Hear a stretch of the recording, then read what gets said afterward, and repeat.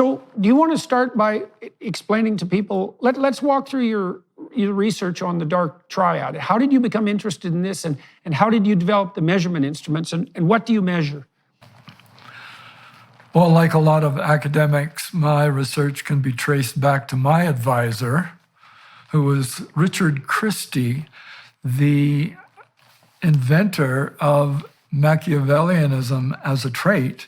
And he did something very clever.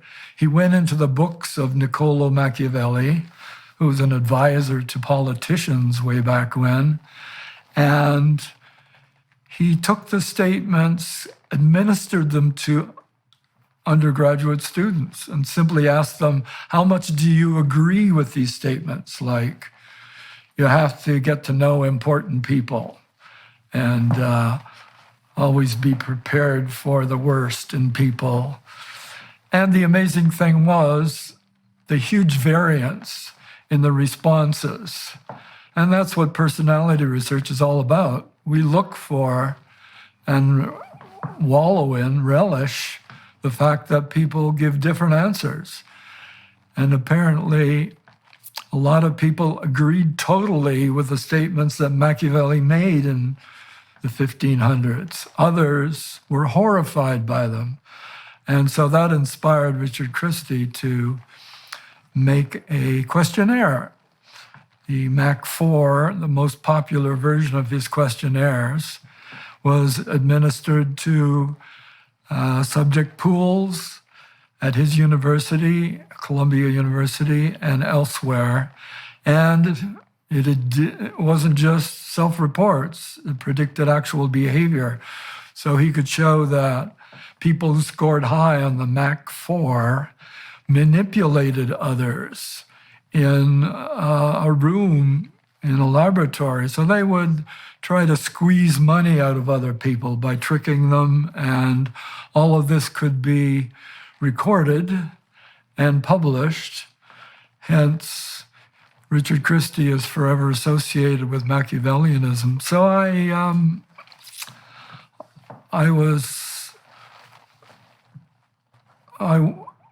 thought that was a fabulous way to do research. I moved on then and took a real job at the University of British Columbia and met up there with Bob Hare, sort of the emperor of research on psychopathy, another aversive trait. And of course, he has done it all, but what he didn't do was compare it to Machiavellianism. And I've also done some research separately on narcissism, which captured attention of researchers in the 1980s, because it seems to resonate. Everybody knows narcissists, people who want a lot of attention and think they are superior to everyone else. Everyone can resonate to knowing such people. So we have 3 personality variables. Then when the student, Kevin Williams, came along, and typically in my career, I go with what the students want to do, we decided to figure out whether there were more. Are there more aversive personalities? So we searched the literature, and we did as much as we could back then, early 2000s, to cover all the literature and see if there were more personalities that were at the level of narcissism, Machiavellianism, and psychopathy. We call them the dark triad because they seem to dominate the literature. There are already hundreds of studies on each one of those. The unfortunate results, fortunate in the long run, I suppose, is that the literature's overlapped so much you could barely tell the difference. If you took all the literature on narcissism, all the literature on Machiavellianism and psychopathy, you could see the same things coming up. And that was the original problem. We want to parse the dark side of traits, but you can't really do much with the literature because of this phenomenon that we called construct creep, and that is a researcher doesn't have the ability to research everything at once, so they focus on one variable. But it creeps wider and wider until it overlaps with other variables. And that's a problem because you don't know which one you're actually studying when you put it into a research program. Which one is responsible for the action you're seeing? Right, right. Well, we want to talk about that in some more detail too, because I'd like to find out a bit more about how you feel. I know that the dark triad has morphed into the dark tetrad to some degree, and I'm also curious as to what you have to say about the overlap between the dark tetrad qualities and personality disorder categories, especially in the histrionic, antisocial, and narcissistic categories. Obviously, that shades into personality pathology. And so can I define the three traits and have you correct my definitions, if you would? So the Machiavellians, as you pointed out, Machiavelli was an advisor to princes who was really interested in some sense in the outright maintenance of instrumental power. I wouldn't say he was driven by any intrinsic ethic. It was Machiavelli gave advices to princes who wanted to maintain their position by hook or by crook, let's say. So Machiavellians are willing to use manipulation to obtain their personal ends. And narcissists seem to be driven by a high desire to obtain unearned status from others. And the most important thing for them is not status in relationship to competence, let's say, or in relationship to performance, but just in status for its own sake. And then the psychopaths, I spent a lot of time looking at Hare's research and thinking about it in relationship to the big five. Psychopaths seem to be something approximating parasitical predators. And so they're very, very low in agreeableness, and that makes them callous and non-empathetic. And then they also seem to be very low in conscientiousness. That seems to accord reasonably well with the two factors of the psychopathy scale. And so a real psychopath is someone who is willing to take what you have, let's say, and use it, and that might be the predatory aspect, and also to live off the earnings and efforts of others, and that's also an element of criminal behavior.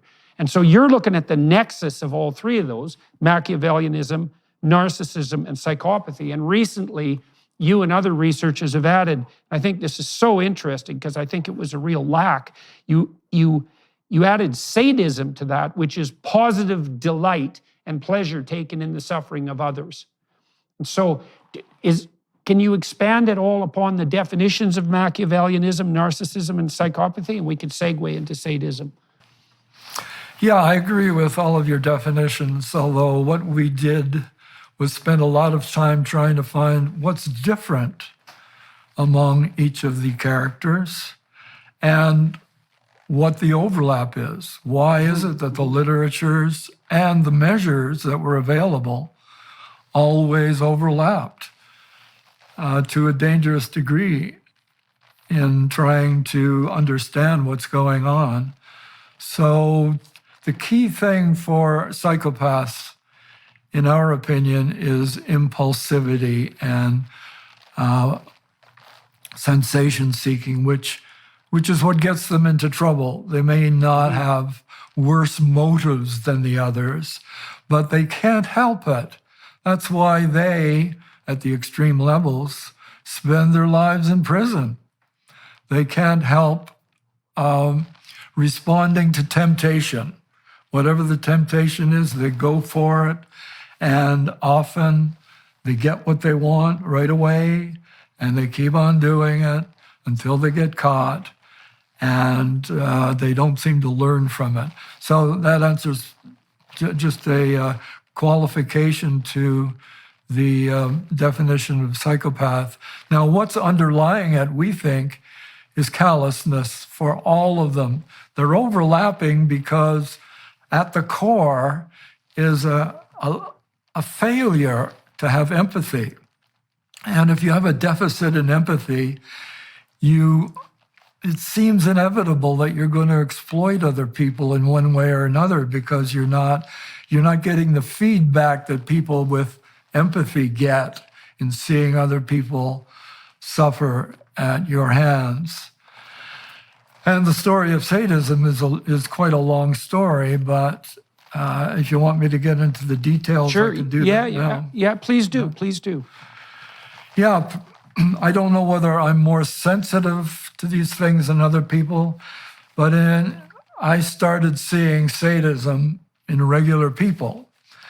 And not only is it there in everyday people, but people seem to wallow in it when the circumstances will allow it.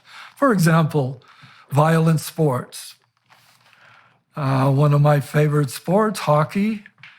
It's kind of pathetic watching a hockey game. The cheers are larger for the fights than for the goals. People love to see their fighter pummel the fighter of the other team or pummel anyone. And the cheers that go up in a hockey stadium are incredible. And the cheers only stop when the victim falls to the ice and starts twitching. Then a hush follows over the crowd, showing the dual nature of positive and negative motivations that human beings have. But the fact that they love seeing the fighting, no matter how much blood and teeth end up on the ice, is disappointing in a way. And we learned a long time ago from the Europeans, they don't have to do that to make hockey a wonderful sport. That was just one. But then watching the undergraduate students at UBC, University of British Columbia, what are they doing for fun? Well, if you'll recall, way back, they used to play these archive games. And there were some gentle ones, Pac-Man, Asteroids. I don't know if you remember those. But going down into the arcade, you see that people are gathered around one of the arcade games. And so I wandered over to see it. And it was something called Mortal Kombat, which by today's standards isn't that bad. But the heads are torn off and the blood spurts out. And that's why the crowd was there, because it was so much more appealing than the silly little Mario Brothers stuff. And it just struck me as the beginning of my interest in what people do, especially young males, when they have time on their own. So if it's not porn, then it seems like it's violence, and it's somewhat horrifying, but it's gotten worse.